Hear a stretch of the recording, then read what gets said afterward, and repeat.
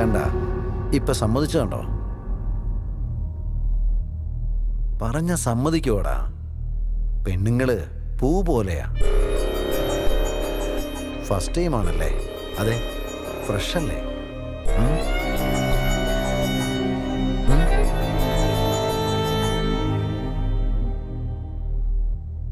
കേട്ടില്ലേ? ഫ്രഷാ. Fresh ലിസ്റ്റിലിട്. Rate കൂട്ടിയിടാം.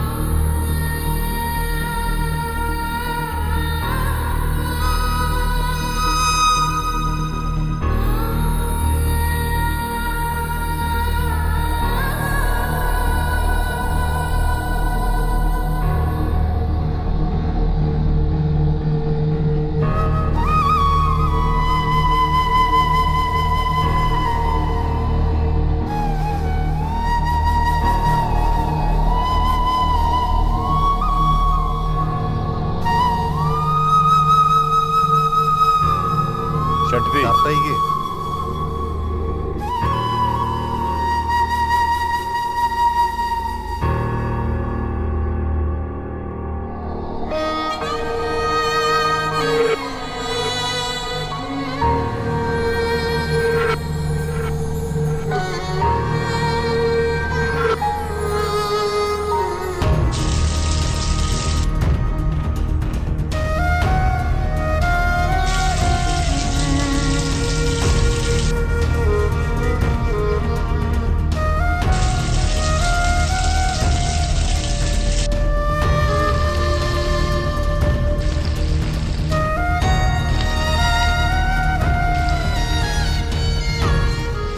രക്ഷപ്പെട്ടു പോരാനോ മരിക്കുന്നതിനെ പോലും സാധിച്ചില്ല. ജീവിക്കാനുള്ള ആഗ്രഹം ഉണ്ടായിരുന്നില്ല. അവർക്ക് ഇഷ്ടമുള്ള പോലെ ടോർച്ചർ ചെയ്തുകൊണ്ടേയിരുന്നു.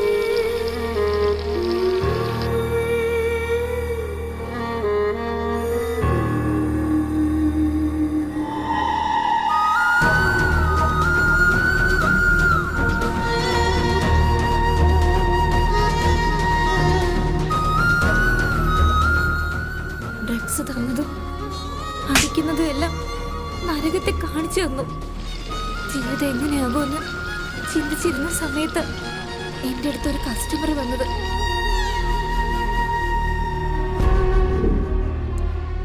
മൂന്ന് പ്രാവശ്യം വന്നിട്ടും അയാളൊന്നും ചെയ്തില്ല. നിനക്ക് ആവശ്യമുള്ള പണം തരുന്നുണ്ടല്ലോ, പിന്നെ സഹകരിക്കുന്നതിൽ എന്താ നിനക്ക് ഇത്ര വിഷമം? ഞാൻ കംപ്ലൈന്റ് ചെയ്തോട്ടെ? വേണ്ട സർ, അതല്ല. ഇവിടെ വന്ന് എന്നെ ഒന്നും ചെയ്യാത്തത് കാരണം അതുകൊണ്ടാ ചോദിച്ചത്. നിന്നെ പോലൊരു പെണ്ണ് എൻ്റെ ജീവിതത്തിലുണ്ടായിരുന്നു. ആ പെണ്ണിനെ ഞാൻ ഒരുപാട് സ്നേഹിച്ചു. പക്ഷെ അവൾ എന്നെ ചതിച്ചു പോയി കളഞ്ഞു. നിന്നെ കണ്ടപ്പോൾ എനിക്കിപ്പോൾ അവളെ ഓർമ്മ വന്നത്. മനസ്സിലായോ? നിങ്ങൾ ഇവിടെ വന്നത് സന്തോഷമായിട്ടിരിക്കാൻ വേണ്ടിയല്ലേ? നിങ്ങൾക്ക് എങ്ങനെയാ വേണ്ടെന്ന് വെച്ചാൽ അതുപോലെ കോപ്പറേറ്റ് ചെയ്യാം. Stop it. നിനക്കെന്താ ഭ്രാന്ത് പിടിച്ചു? പ്ലീസ് സർ, പ്ലീസ് സർ, എന്നെ ഹെൽപ്പ് ചെയ്യൂ സർ. പ്ലീസ് സർ, എന്നെ ഒന്ന് ഹെൽപ്പ് ചെയ്യൂ സർ. എന്റെ ബോയ് ഫ്രണ്ടിനെയും അമ്മയും കൂടാതെ എനിക്ക് ആരെയും അറിയാൻ പാടില്ല സർ. എനിക്ക് വേണ്ടി ഒരു ചെറിയ ഹെൽപ്പ് ചെയ്യണം സർ. നിങ്ങൾക്ക് എങ്ങനെയാണോ വേണ്ടത് അതുപോലെ ഞാൻ ചെയ്യാം സർ. പ്ലീസ് സർ, നിങ്ങൾ എന്നെ എങ്ങനെയെങ്കിലും രക്ഷിക്കണം. നിന്റെ ബോയ് ഫ്രണ്ടിന്റെ നമ്പർ ഇതാ. സാർ എസ് ഐ സാർ ഉണ്ടോ? നമസ്കാരം സാർ. എന്താ സാർ, അത് പിന്നെ എൻ്റെ ഗേൾ ഫ്രണ്ടിനെ ആരോ കിഡ്നാപ്പ് ചെയ്തു സാർ. അതെ സാർ, അവളെ പ്രോസ്റ്റിറ്റ്യൂട്ടിലേക്ക് അയച്ചിരിക്കുക സാർ. അതൊക്കെ നിനക്കെങ്ങനെ അറിയാം? അവളുടെ അടുത്ത് പോയ കസ്റ്റമർ എന്നെ വിളിച്ചു പറഞ്ഞതാ സാർ. ഇപ്പൊ എന്ത് ചെയ്യാൻ വേണ്ടിട്ടാ? കംപ്ലൈന്റ് എടുക്കുക സാർ. കംപ്ലൈന്റോ?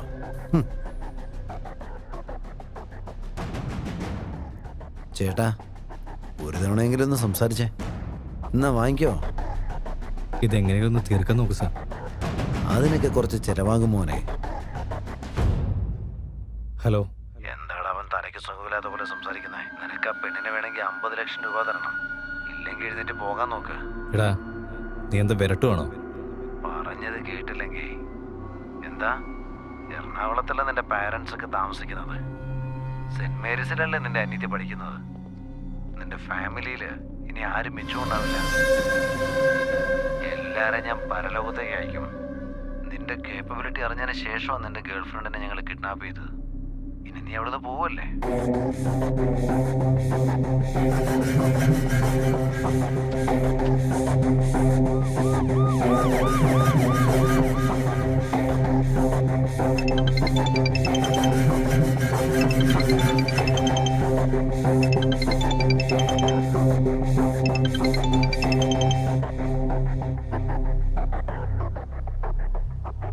ഹലോ ബ്രദർ, പോയിരുന്നോ? സ്റ്റേഷനിൽ എന്തായി കാര്യം? ഒരു ഫ്രണ്ടായിട്ട് ഞാൻ പോലീസ് സ്റ്റേഷനിൽ വന്ന് കംപ്ലൈൻറ്റ് ചെയ്യുന്ന കാര്യം വരെ എത്തിയതാ. പക്ഷെ അത് മാത്രമല്ലടാ, 50 ലക്ഷം രൂപ ചിലവാക്കി ആ പെണ്ണിനെ കൂട്ടിക്കൊണ്ടുവരാനുള്ള അവസ്ഥയിലല്ല ഞാൻ. ഇപ്പം എല്ലാവരും യൂസ് ചെയ്ത അവളെ ഞാൻ വീട്ടിൽ കൊണ്ടുവന്നിട്ട് എന്ത് ചെയ്യാനാ? നിന്നെയാടാ ഞാൻ വിശ്വസിച്ചിരിക്കുന്നേ. ഇനി ആവശ്യമാണെങ്കിൽ ഒരു 50,000 രൂപ കൊടുത്ത് ഞാനും നിൻ്റെ കൂടെ വരാം. നീ എന്നെ ഇനി വിളിക്കാൻ പാടില്ല.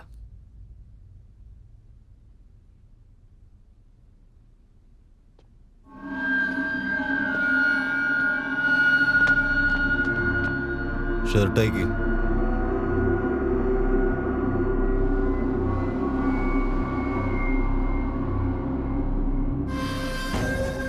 എന്തേത്? എന്താ പറ്റി? ഇനി ആരോടും സഹായം ചോദിക്കരുത്. ഇനിമേൽ നിന്നെ ആരും സഹായിക്കില്ല. എനിക്കൊരു ചീത്തകാലം ഉണ്ടായിരുന്ന പോലെ നിന്റെ അമ്മയ്ക്ക് ഒരു ചീത്തകാലം ഉണ്ടായിരുന്നല്ലേ?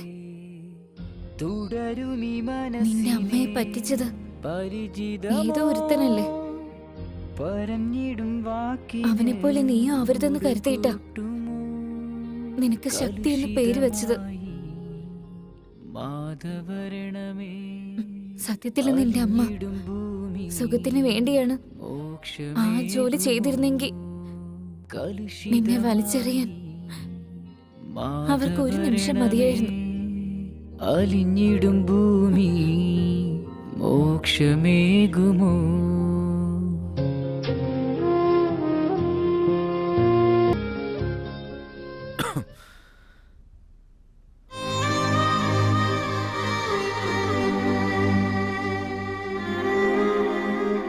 നീ ചാവുന്നതാ നല്ലത്.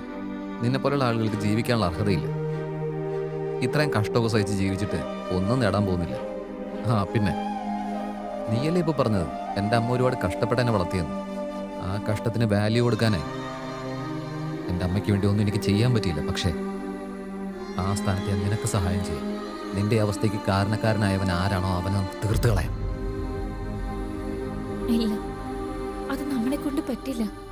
അവരൊക്കെ വലിയ സ്ഥാനത്തിരിക്കുന്നവര്. അവര് നമ്മളെ കൊന്നുകളയും. നിനക്കെന്ന ഭ്രാന്തുണ്ടോ? നമ്മളാണെ മരിക്കാൻ തയ്യാറാണല്ലോ. ഇതിൽ കൂടുതൽ അവർക്ക് നമ്മളെ എന്താ ചെയ്യാൻ പറ്റുക? അവരൊന്നും ചെയ്യാൻ പറ്റിയില്ലെങ്കിൽ അറ്റ്ലീസ്റ്റ് അവരെ നമുക്ക് എതിർത്ത് നിൽക്കുകയല്ലേ ചെയ്യാലോ. എന്തു പറയുന്നു?